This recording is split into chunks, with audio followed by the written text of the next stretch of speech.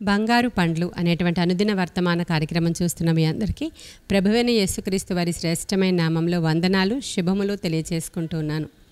మరి దినాన దేవుడు మనతో మాట్లాడబోయేటువంటి అంశం ఏంటంటే, అనేక సందర్భాలలో బలహీనుల్ని, అనేక సందర్భాలలో చాలా దీన పరిస్థితుల్లో ఉన్నవారిని దేవుడు ఎలా లేపి రేపి ఆశీర్వదించి వాడుకుంటాడో అనేక సందర్భాలు బైబిల్ గ్రంథంలో ఉన్నాయి. మనం వెళుతున్న త్రోవలో ఎత్తు పల్లాలు తప్పకుండా వస్తూ ఉంటాయి. అయితే పల్లపు లోయలలో కూరుకుని పోయి పరిస్థితులలో దిగజారిపోతున్న వారు అనేక మంది, మా జీవితాలు ఇంతే, ఇక మాకు ఏమాత్రం కూడా వెలుగు రాదు, మా జీవితాలు ఇంకా అధపాతాళానికి కూరుకుపోవడమే, ఇంత భక్తి చేయడం వ్యర్థమైపోయింది, ఏంటో మా జీవితాలు ఇలా అయిపోయినాయి అనుకున్నటువంటి సందర్భాలు చాలా ఎక్కువగా కనిపిస్తున్నాయి ఈ దినాల్లో.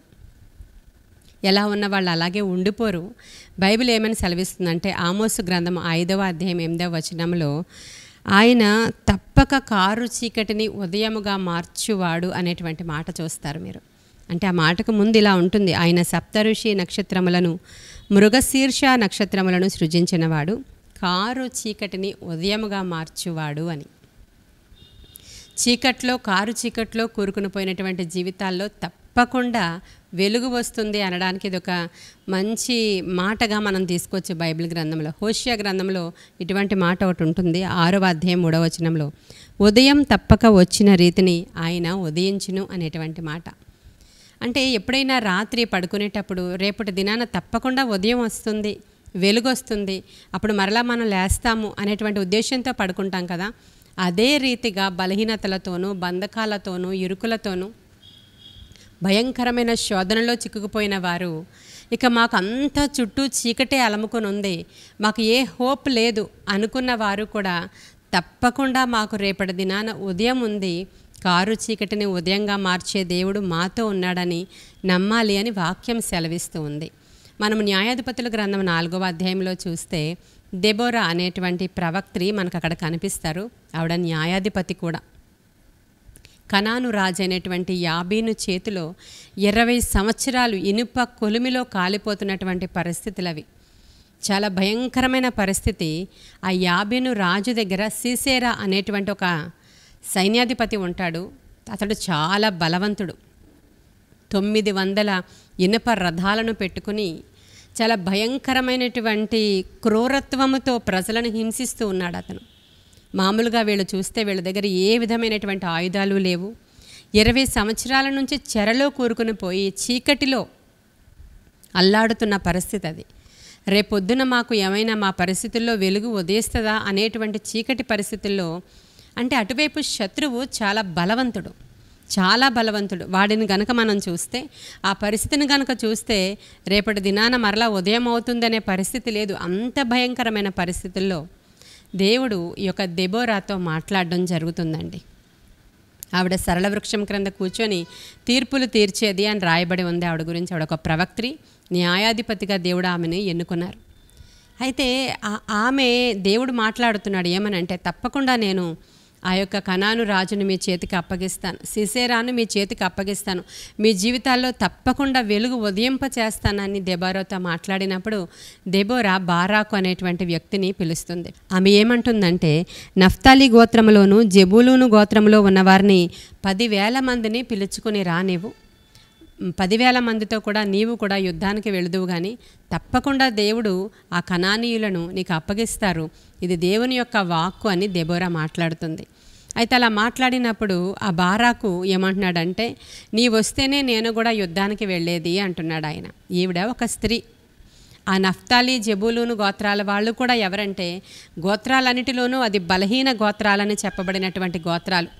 ఆ గోత్రాలలో ఉన్నటువంటి 10,000 మందిని ఎన్నుకొని ఆ తాబోరు కొండ దగ్గరికి వెళ్ళినప్పుడు దేవుడు నీకు జయమిస్తాడు ఆ సీసేరా మీద అని దేవుడు మాట్లాడాడని ఈ ప్రవక్తి చెప్తూ ఉంది వాళ్ళతో. అయితే బారాకు భయపడుతూ, నీవు కూడా మాతో వస్తేనే కానీ నేను యుద్ధానికి వెళ్ళను అన్నాడు. అలాగే వీళ్ళందరూ బయలుదేరి వెళ్ళారు. దేవుని యొక్క గైడెన్స్తో వాళ్ళు యుద్ధం చేయడానికి ఆ స్థలానికి వెళ్ళినప్పుడు దేవుడు ఆ యుద్ధములో కలుగజేసుకున్నట్లుగా మనం అక్కడ చూస్తాం. వారి మీద దేవుడు ఆయన యొక్క శక్తిని పంపించి వారిని తారుమారు చేసినప్పుడు ఆ సిసేరా ఆ రథాన్ని దిగి పారిపోయినటువంటి సందర్భాన్ని మనము ఈ న్యాయాధిపతుల గ్రంథము 4వ అధ్యాయంలో మీరు చూస్తారు. ఆ సిసేరా పారిపోతూ ఉన్నప్పుడు అక్కడ గుడారాలలో ఉండేటువంటి ఒక స్త్రీ ఉంది. ఆవిడ పేరు యాయేలు. ఆవిడ ఏం చేస్తుందంటే, ఆవిడ గుడారంలో ఉండే స్త్రీ.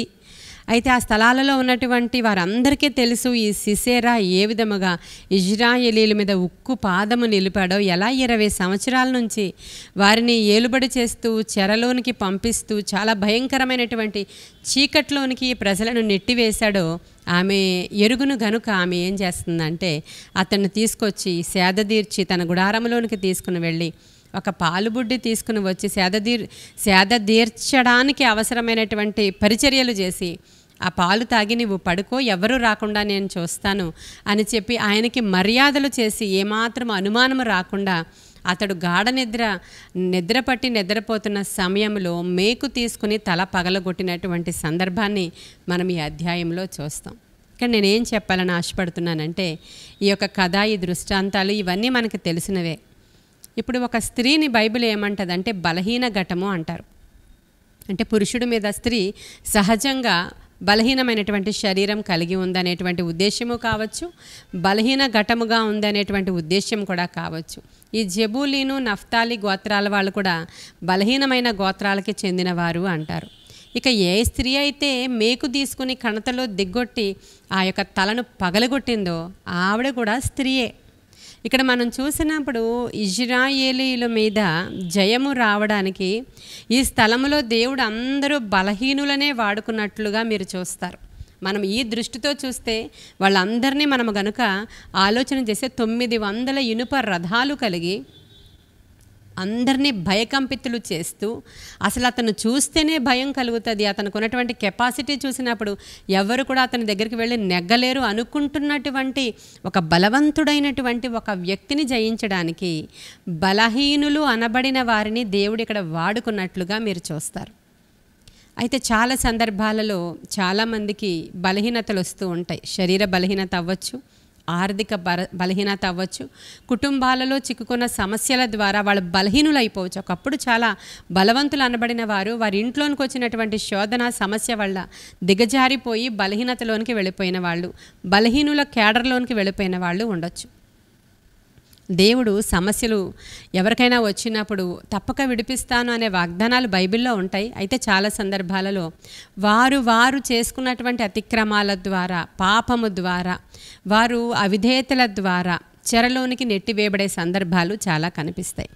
అంటే వారు పాపములు చేసి వాళ్ళు రోగాలు తెచ్చుకున్నారనుకోండి, పాపము చేసి అవిధేయతల ద్వారా సమస్యలు తెచ్చుకున్నారనుకోండి, పాపము చేయటం ద్వారా వాళ్ళకి కష్ట నష్టాలు వచ్చాయనుకోండి, అటువంటి వారు ఆ బాధలలో, ఆ సమస్యల్లో, ఆ ఇరుకుల్లో, ఇబ్బందుల్లో కృంగిపోతూ ఉన్నప్పుడు వారి ఫాల్ట్ ఏంటో వాళ్ళు తెలుసుకొని పశ్చాత్తాపపడి దేవుని తట్టు తిరిగి పాపములు ఒప్పుకొని మారు మనస్సు పొందితే తప్పక దేవుడు విడిపిస్తాడు. అలా కాకుండా ఏ పాపము చేయకుండా, ఏ దోషము చేయకుండా వారి మీదకి శ్రమలు వచ్చాయనుకోండి, మరి వారి పరిస్థితి ఏంటి? వారు పాపం చేయలేదు, వారు ఏ విధమైన అవిధేయతలు చేయలేదు, అయినప్పటికీ నీతిమంతులకు కూడా కలిగే ఆపదలు అనేకములు అనేటువంటి మాట మనకి కీర్తనల గ్రంథం 34:19లో ఉంటుంది. నీతిమంతులకు కలిగే ఆపదలు అనేకములు కలుగుతాయి, కానీ వాటన్నిటిలో నుంచి దేవుడు వారిని విడిపిస్తాడు.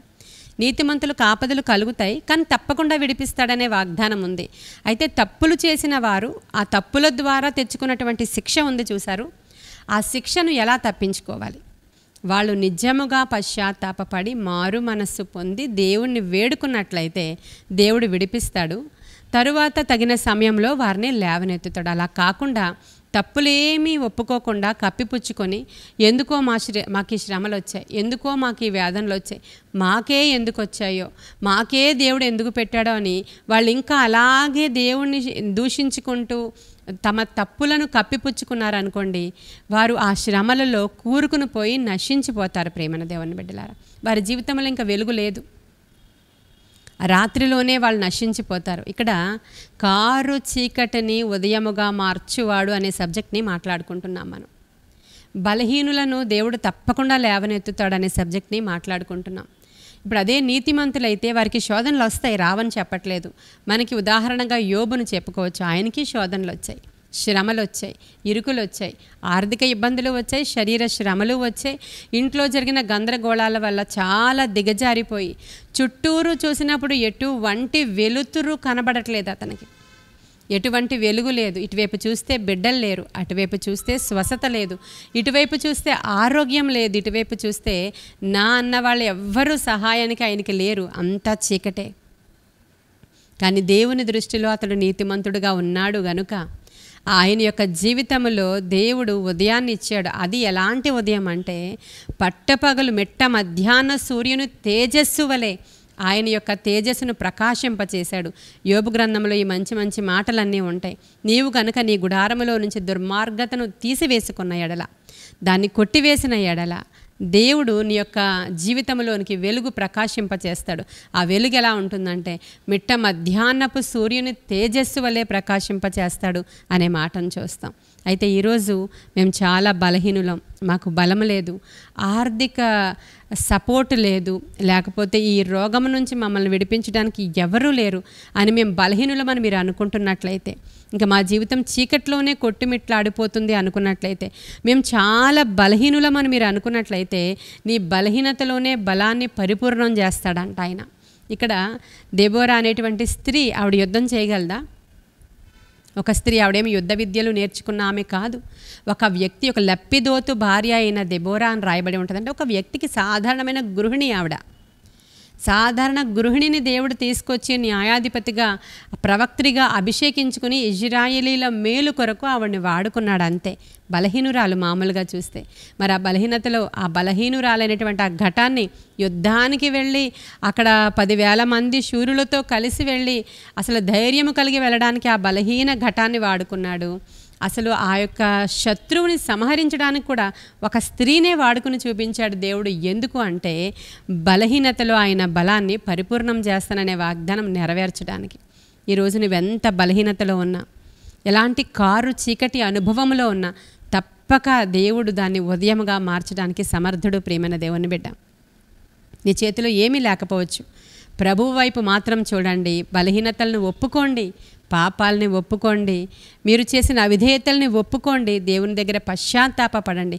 ఎన్ని సంవత్సరాల నుంచి మూలన పడి ఉన్నటువంటి నిన్ను కూడా దేవుడు లేవనెత్తి నీ జీవితంలో గొప్ప ఉదయాన్ని ఉదయింపచేసే నీతి సూర్యుని వలె ఆయన కిరణాలు నీ జీవితంలోనికి ప్రకాశిస్తాయి. హోషేయ గ్రంథంలో చూసినట్లు ఉదయము తప్పక వచ్చు రీతిని ఆయన నీ జీవితంలోనికి వస్తాడు.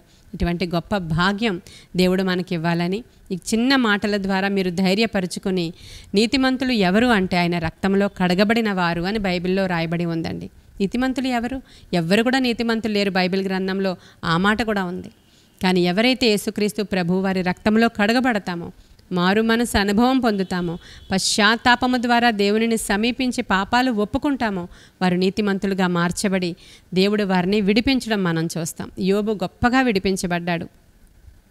ఇజ్రాయేలీలు 20 సంవత్సరాల చీకటిలో నుంచి వెలుగులోనికి రావడానికి బలహీనులను వాడుకున్న అదే దేవుడు నిన్ను కూడా వాడుకోవడానికి సమర్థుడు.